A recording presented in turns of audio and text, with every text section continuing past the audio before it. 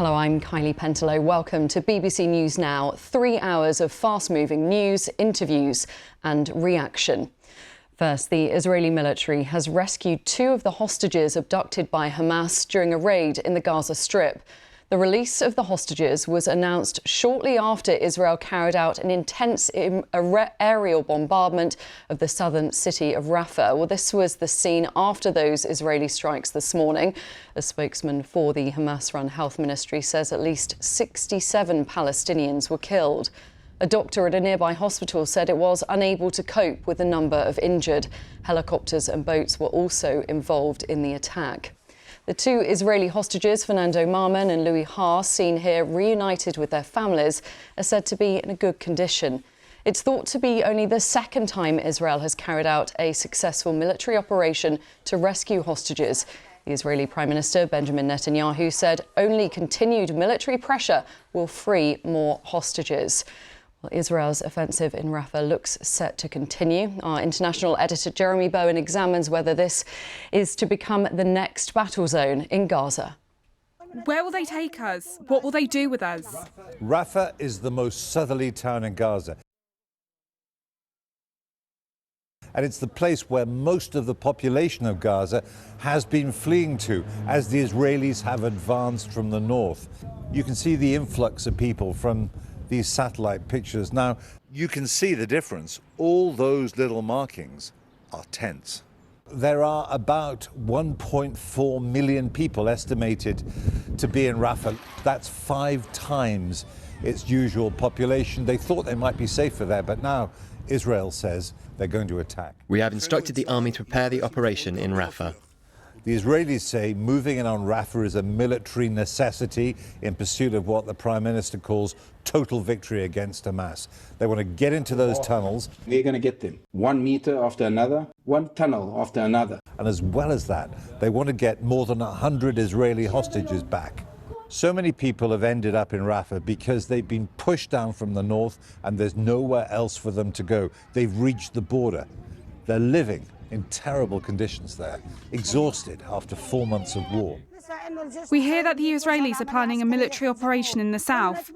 Where will they take us? The Israelis say that they can open a safe passage for civilians in Rafah, but the man who heads the UN agency that looks after Palestinian refugees doesn't believe them. We haven't seen any safe haven since the beginning of the war, but there is nothing safe in Gaza. The problem with Israel's argument is a safe passage to where? North of them, there's the devastation of war and the Israeli army. South of them, there's the closed Egyptian border. Well, let's speak to Jeremy now. So we have 2 Israeli hostages rescued, 67 Palestinians killed. Will Netanyahu, Jeremy, see this latest offensive as a success? Well, to start with, the Israelis are saying this is not the big offensive that people have been talking about. The issue, as I was saying in that video, the issue is that they want to go down and, as they would see it, go after Hamas in that area. But there are these roughly 1.5 million civilians who are also there. So this was a raid to get those hostages out. And the army, the Israeli army, has been saying that they've known about their whereabouts for some time and they've been planning this, and they decided to go in under a very heavy bombardment, and subsequently as they pulled out, an even heavier bombardment, which is why so many Palestinians were killed. But it's not the big raid. However, of course, for Mr. Netanyahu, it's vindication of his point of view, which he says to get hostages out, it's not about doing deals with the terrorists of Hamas. It's actually about showing that Israel is strong and remorseless, and that Hamas will therefore be forced to give up these people. We saw in your report there that the population of Rafah has swelled, people seeking safety heading there, but they face further attacks. What can they do now? I think the people in Rafah at the moment, there's nothing they can do. When they talk in terms of we sit here waiting for our fate, we sit here waiting for death. they've ended up in Rafah because they've run out of places to hide. They've gone right down to the south of Gaza, and the very heavily defended Egyptian border is a hard stop for them. The Americans are putting a lot of pressure on Israel if they're going to attack in a big way Rafah, I mean a really big way, taking days or weeks, is to move those people out. So there's some theories that they might be moved back up to the north of Gaza, which, by the way, is a wasteland. But I mean, moving 1.5 million people in short order, you know, I think there's a lot of magical thinking involved in those theories. I don't see where anywhere in Gaza is safe.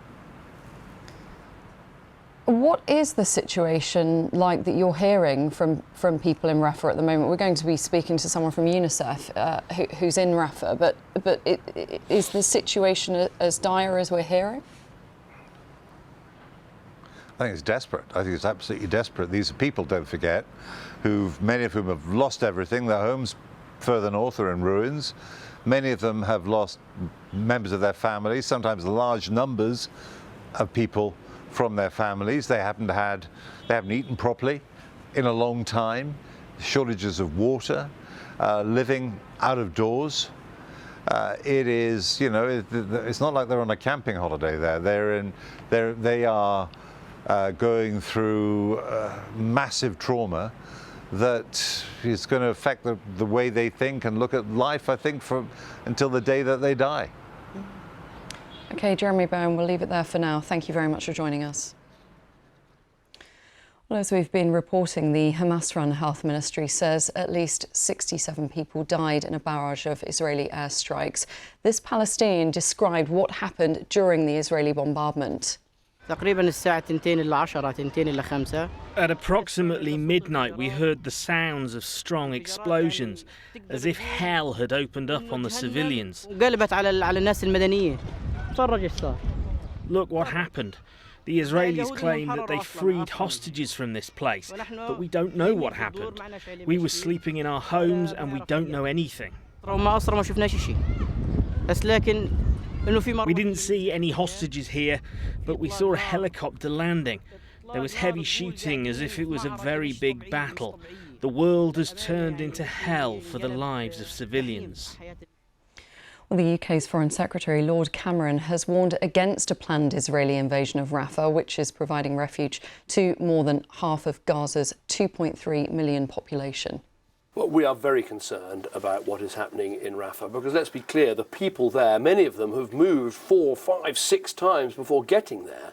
And it really, we think, is impossible to see how you can fight a war amongst these people. There's nowhere for them to go.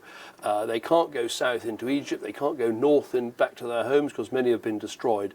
So we are very concerned about the situation, and we want Israel to stop and think very seriously before it takes any further action. But above all, what we want is an immediate pause in the fighting, and we want that pause to lead to a ceasefire, a sustainable ceasefire without a return to further fighting. That's what should happen now.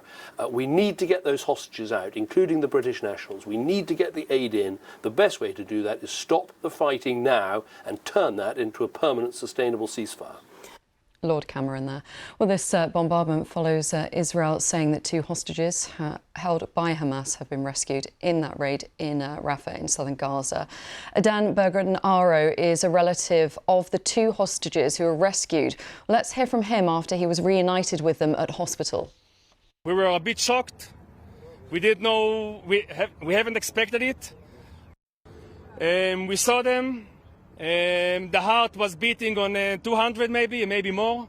A lot of tears, hugs, not many words.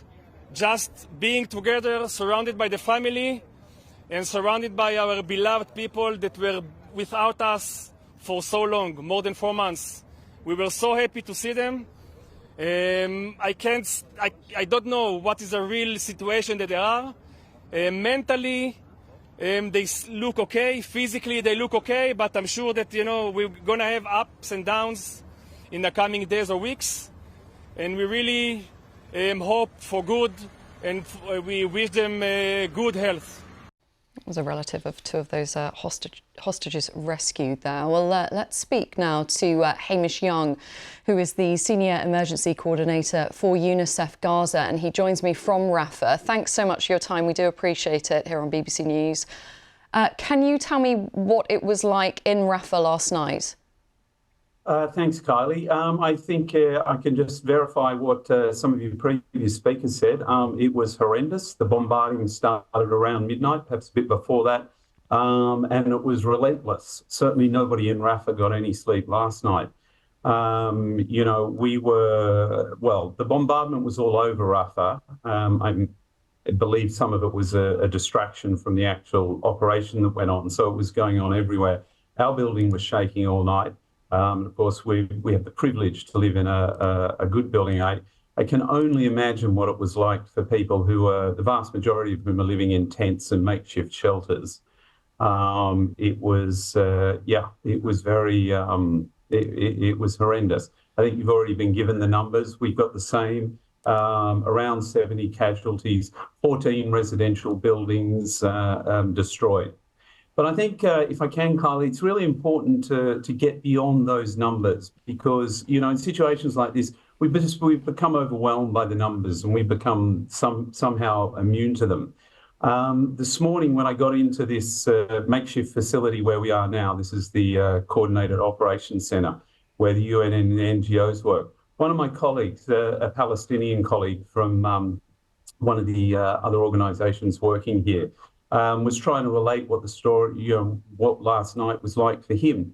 And he just broke down weeping, telling us how he was lying under his bed with two young granddaughters clinging to him, both of them just screaming hysterically throughout the night with every blast that went off. Children just should not have to suffer this. Children should not have to go through this. Thousands of Israeli children have been traumatised by what happened on the 7th of October. And now, all the children of Gaza are terribly traumatised by everything that's going on now. We're seeing pictures of the camps in Rafah there, and as we've been saying, so many people fled there for safety. What is the situation like on the ground for people there?